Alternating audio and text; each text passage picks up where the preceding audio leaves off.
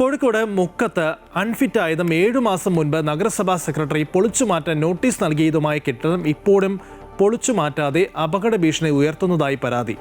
Mukkam community health സെന്ററിലെ x-ray unit നിൽക്കുന്ന കെട്ടിടമാണ് നോട്ടീസ് ലഭിച്ചിട്ടും പൊളിച്ചുമാറ്റാത്തത്.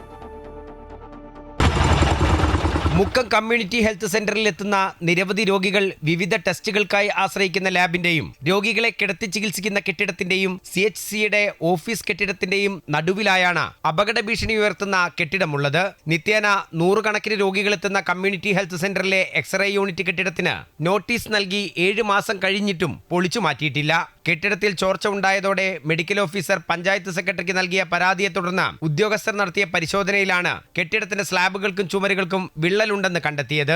കെട്ടിടം അൺഫിറ്റ് ആണെന്ന് നഗരസഭാ സെക്രട്ടറി നോട്ടീസും നൽകിയിരുന്നു. കെട്ടിടത്തിന്റെ മുകളിൽ സ്ഥാപിച്ച വാട്ടർ ടാങ്കുകൾ എടുത്തു മാറ്റാനും അപകടങ്ങൾ ഒഴിവാക്കാൻ കെട്ടിടം എത്രയും പെട്ടെന്ന് പൊളിച്ചു മാറ്റാനുമാണ് നോട്ടീസിൽ പറയുന്നത്. എന്നാൽ കിട്ടിയ നോട്ടീസ് കെട്ടിടത്തിന്റെ വാതിലിൽ പതിക്കുകയും എക്സ്റേ യൂണിറ്റ് അഴിച്ച് മറ്റൊരു കെട്ടിടത്തിലേക്ക് മാറ്റുകയും മാത്രമാണ് ചെയ്തത്.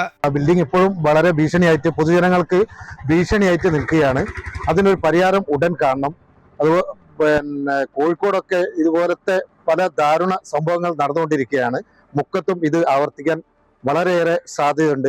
ഇത് ഉടൻ പരിഹാരം കാണണമെന്നാണ് എനിക്ക് പറയാനുള്ളത്. 7 മാസത്തോളം എക്സ്റേ യൂണിറ്റ് പ്രവർത്തിക്കാത്തതിനാൽ ആശുപത്രിയിലെത്തുന്ന നിരവധി രോഗികൾ വലിയ പണം ചെലവഴിച്ച് തൊട്ടടുത്ത സ്വകാര്യ എക്സ്റേ യൂണിറ്റുകളെ ആശ്രയിക്കേണ്ട അവസ്ഥയിലുമാണ്. ഇപ്പോൾ ഇവിടെ വരുന്ന രോഗികൾ വലിയ ഇരട്ടി ചാർജ് കൊടുത്തിട്ട് പുറത്ത് പോയിട്ട് പ്രൈവറ്റ് സ്ഥാപനങ്ങളിൽ നിന്നാണ് എക്സ്റേ എടുത്തുകൊണ്ടിരിക്കുന്നത്. അതിൽ ഒരു ലാഭം ഇവർക്ക് കിട്ടുന്നുണ്ടുള്ള കാര്യം ഇതിന്ന് വ്യക്തമാണ്.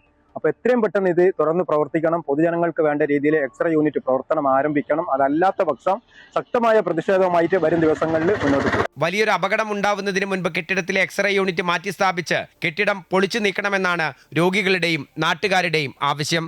അമൃത ന്യൂസ്, കോഴിക്കോട്.